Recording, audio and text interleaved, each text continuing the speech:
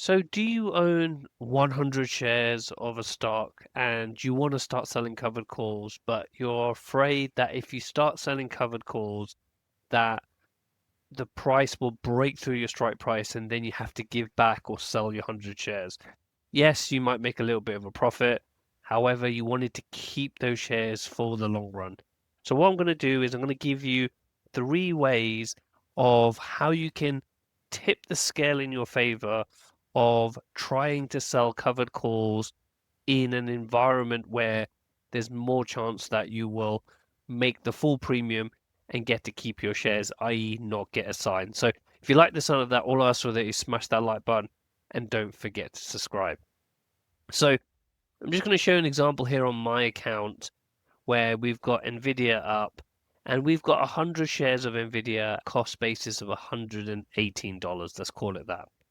The current share price is $131.17. So I am up, what's that, $1,200, $1,300 in this trade.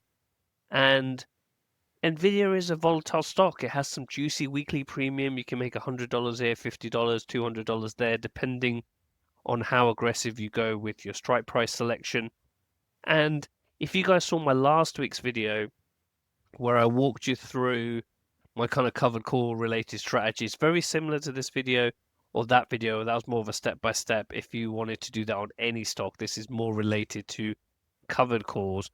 But I did a covered call, I think it was around the 135, 136 last week. And you can watch that video, I'll put it in the description. But you can see here that the price decided to decline down, and I went very aggressive to kind of where the current price was at around 135, 136. Again, above my cost basis, but my strike price selection was really, really close to the current price. And as you can see, it worked out quite nicely for me from there. And there were certain reasons why that was. Again, I'll link that video down below inside the description.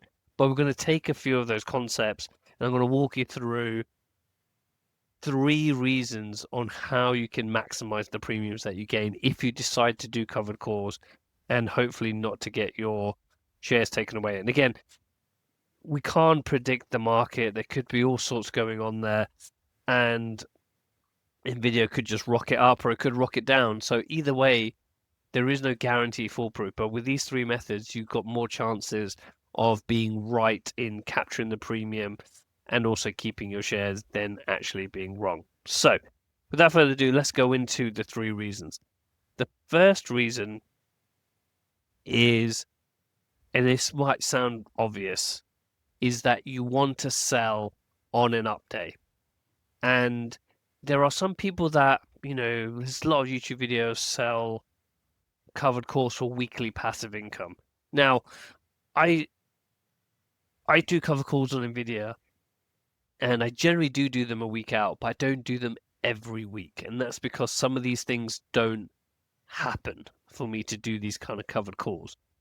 And one of those is if we're in a downward move, setting a cover call is a good thing because obviously then as the stock declines, you pick up some premium. However, the risk, because we don't know where the bottom is and it could V-shaped rally quite quickly. For example, if you started selling something here, V-shaped rally, especially during this tariff scenario, it went up a lot higher. And I've been burnt with this with Meta, or I sold my shares at 100 and now it's trading at 600. So I've been through it all. So it actually it sounds counterintuitive, but you want to really be selling covered calls on when the momentum of the stock's going higher. Because what that allows you to do is actually go further out and pick up more premium. Because if you try to do a 20 delta on a downward market and a 20 delta on an upward market, you're actually going to make more premium on the upward move. So that's the first thing. Make sure that you sell covered calls on an up day, and that is where you're going to try to maximize that premium.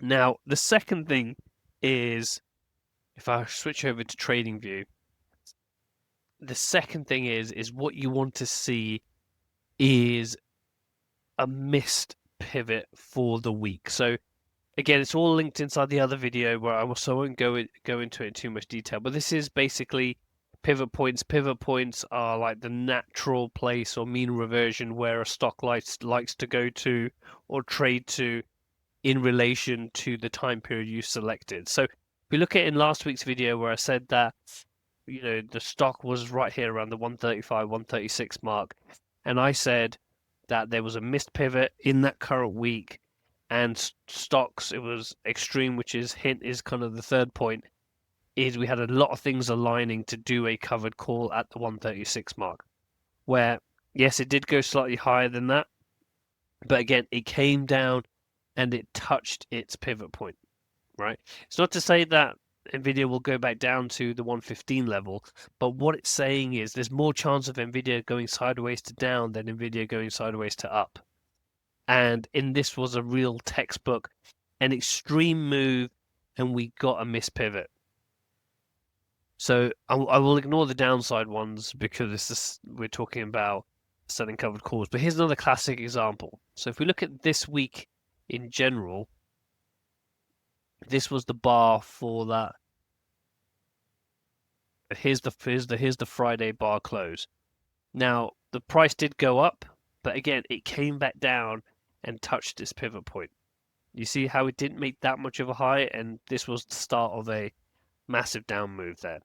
So again, it's very unlikely you'll get two missed pivots or weekly pivots in a row for most of these stocks. And if you do, even if you see a pivot here and it didn't go down, it might have still closed a little bit higher. But again, if you're doing like the 20 delta and all of these good things, there is more chance that the stock price won't get to your higher levels of 140, 150, whatever it is in this particular example. So again, a missed pivot, if you get a week or on a Friday where you can like draw out these charts, and again, I go through in the other video how you can calculate like next week's pivot or next day's pivot, depending on what you're looking at, is you can easily work out that the price, like if you're here, this bar is here, this is the Friday bar. The Friday bar was here. You can calculate very comfortably that the pivot's going to be here. The pivot's going to be here.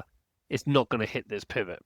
So you can be very clear that you are going to get a mispivot for that particular week, which then says Friday before the close, you can sell a 140 covered call as an example based on potentially having a mispivot.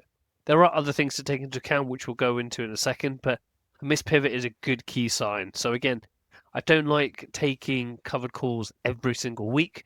I like looking at it where it's had a strong week. If it's had a mispivot, that's also another situation to say, okay, maybe I can do a 30 to a 20 delta covered call for the week, pick up an extra couple of $100 of premium, whatever that may be. The next one is where you have the RSI above 70. So for example, here, we look at this current example. So the RSI on this daily move here, we got the RSI above 70. Now, that was on a Tuesday. I always try to look to do covered calls on the Thursday or the Friday for the following week. That's what I try to do. And again, we know that the pivot is here. Now, again, it wasn't guaranteed it was going to be a mispivot, but what it does show is that there's a lot of distance, two gaps up here. And again, I think this was down to the Saudi stuff, investing in AI and Nvidia's front runners to kind of recoup some of that profitability or that revenue.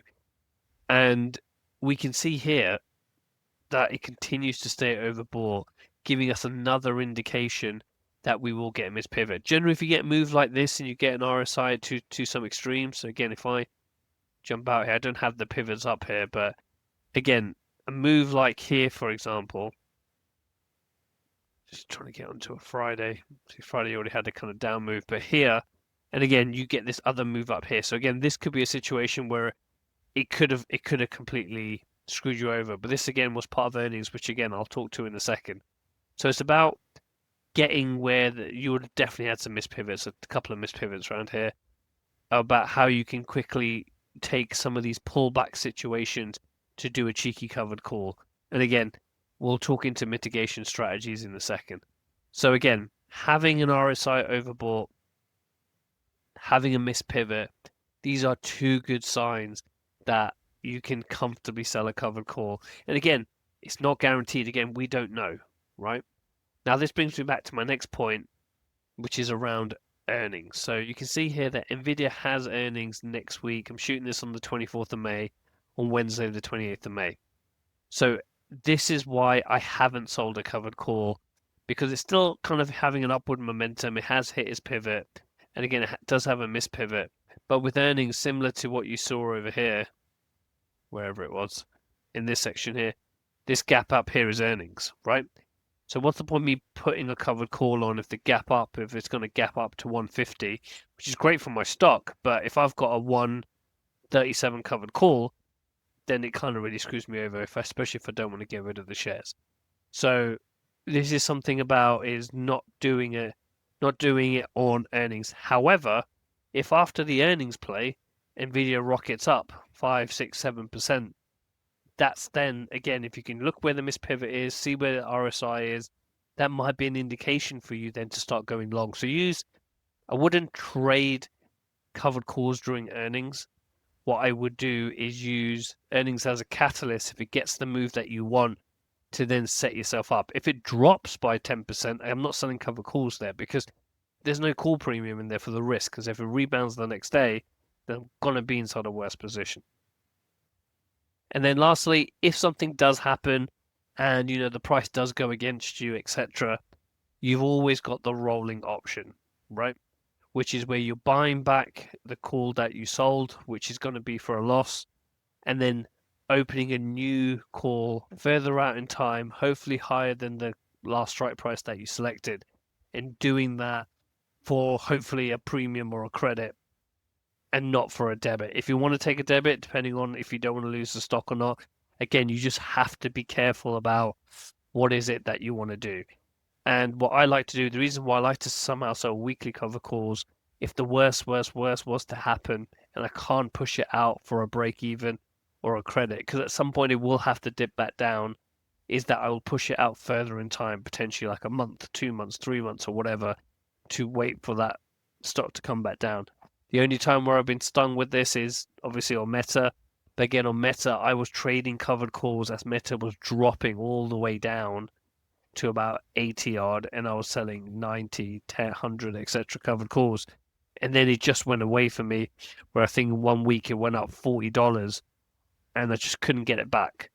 So I kept doing debits and debits and debits, and it just kept going away from me, and it just wasn't worth it that I just let the stock go. And now, again, I'll just put it on the screen here so you guys can kind of see what we're talking about here. And it's really, really pains me to actually talk about this. Look how low I've got to go down. It's 100 here. It's right here. Pretty much in this gap over here, I was selling covered calls. I think I've got a video of it on my channel. Covered calls, covered calls, covered calls, covered calls. Went to like 80 odd dollars. And then I got clipped, and then it just, I think I had it over here, I was behind, and this earnings, I think it was earnings or something happened here, this gap up, which then I just didn't recover. And as you can see, it just keeps going up with more and more gaps up. It has dropped back slightly here, but then gapping back up again with all the tariff stuff that's gone on. So those are examples of where if you want to keep shares, you've got to do it properly. And selling cover calls in a down market is not the way forward. I get it, I understand it, reducing of cost basis, etc., etc. But let's say you had 99 shares and you couldn't do cover calls. You wouldn't be doing anything. You would just be riding it out. So just because you have 100 shares doesn't mean, and you're bullish on the stock, you believe in it, etc., etc., etc. Don't be selling covered calls inside a down market, because when that bottom does come, it puts you in a problem. And especially if you're doing it below your cost basis and all this other stuff, and let's not get started with that. So I really hope you've enjoyed this video. Hope you've got some real value out of it. Got any questions, comment down below, and I shall see you guys in the next video.